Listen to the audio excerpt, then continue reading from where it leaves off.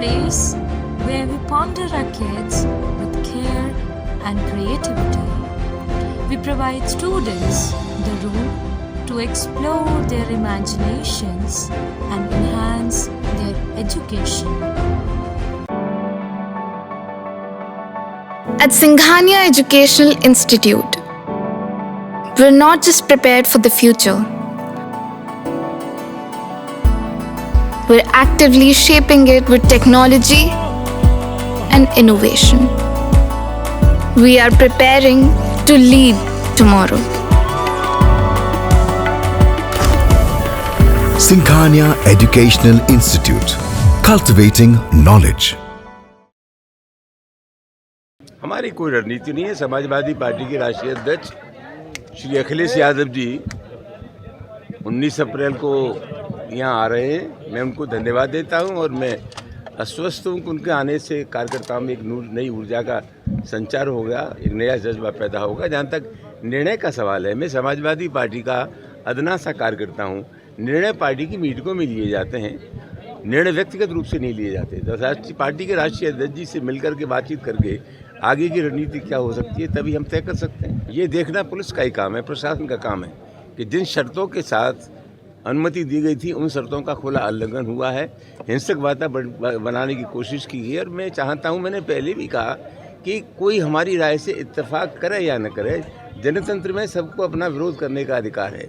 जहाँ तक विचारों के अभिव्यक्ति का सवाल है, दुनिया में कोई व्यक्ति या कोई विचार अपने आप में पूर्ण नहीं है। हमारे विचार से किसी की असहमति हो सकती है, लेकिन जनतंत्र में और संविधान के मुताबिक हमें विरोध करने के तरीके मिले हुए, उसी के हिसाब से विरोध करना चाहिए। इस देश में हिंसा के लिए कोई जगह चिंता का विषय है। 26 मार्च को जो हुआ उसमें 2 प्राथमिकी दर्ज हुई है। एक पुलिस के लोग पिटे, वो प्राथमिकी दर्ज हुई है। एक हमारे पुत्र रणजीत सुमन ने मुकदमा लिखाया था, वो दर्ज हुआ है। मैं अपेक्षा करता हूँ कि दोनों ही तहरीरों पर जो मुकदमे लिखे गए उसमें प्रभावी कार्रवाई करनी चाहिए। और जैसा कि मैंने पहले कहा कि अगर प्रशासन कार्रवाई नहीं करता है तो समाजवादी बैठ करके इस मामले में भविष्य की रणनीति तैयार करें। ये बेकार की बात है। ये हमारी लड़ाई एक जहनीत से, मानसिकता से है। ये वो लोग हैं जो नहीं चाहते कि लोगों को समान दर्जा दिया जाए। ये वो लोग हैं जो अखिलेश यादव जी के मुख्यमंत्री न रहने के बाद उनके मकान की सफाई कराते हैं गंगा जल से। ये वही लोग हैं जिन्होंने राजस्थान के प्रतिपक्ष के नेता को जब मंदिर में गया तो उसकी धुलाई की। ये वही लोग हैं जो जातिगत जनगणना के खिलाफ हैं। ये वही लोग हैं जो मुसलमानों की नीयत पर शक करते हैं। तो लड़ाई एक विचार से है। और कुछ लोग जो सामंतवादी लोग हैं, जो यथावत स्थिति चाहते हैं पहले की तरह, वो हमारे देश में नहीं चल सकता।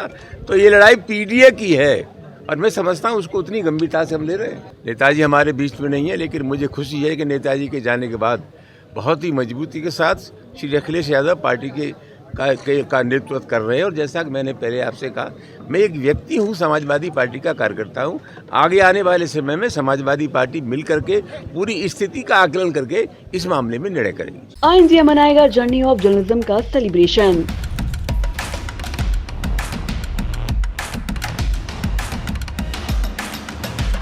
तीस साल की पत्रकारिता का महाजश्न। सीतापुर में सजने जा रही कवियों की महफिल, शब्दों की खिलखिलाहट से गूंजेगी ठहाके। साहित्यिक संगम की ऐतिहासिक शाम, कविताओं का अद्भुत समागम। देश के नामचीन कवि करेंगे काव्य पाठ, श्रोताओं को मिलेगा आनंद का उपहार।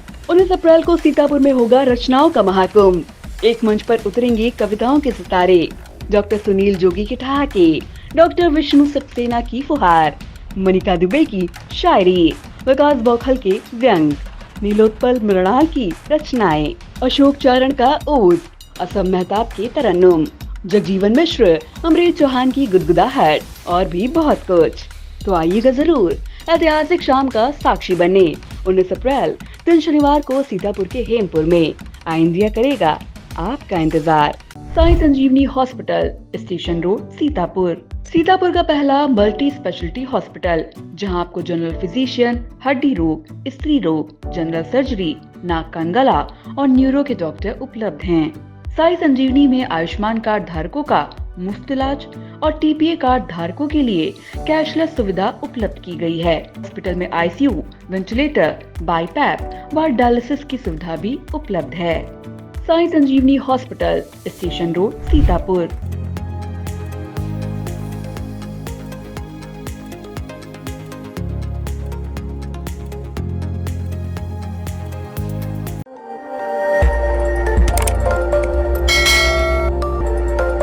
खबर आपकी, नजर हमारी। देखते रहिए आई इंडिया।